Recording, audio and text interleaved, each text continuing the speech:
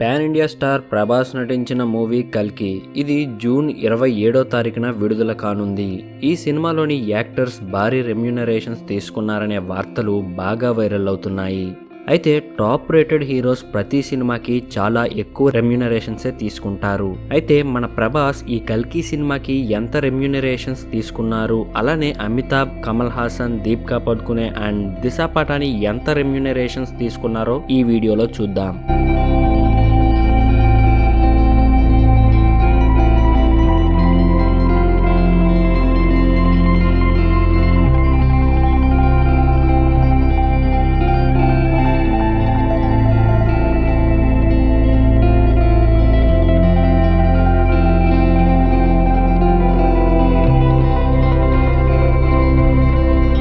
మొత్తం 250 కోట్ల వరకు రెమ్యూనరేషన్స్కే ఇచ్చినట్లు టాక్ నడుస్తుంది. ఇలాంటి మరిన్ని ఇంట్రెస్టింగ్ వీడియోస్ కోసం వెంటనే లైక్ చేసి మన ఛానల్ని సబ్స్క్రైబ్ చేసుకోండి.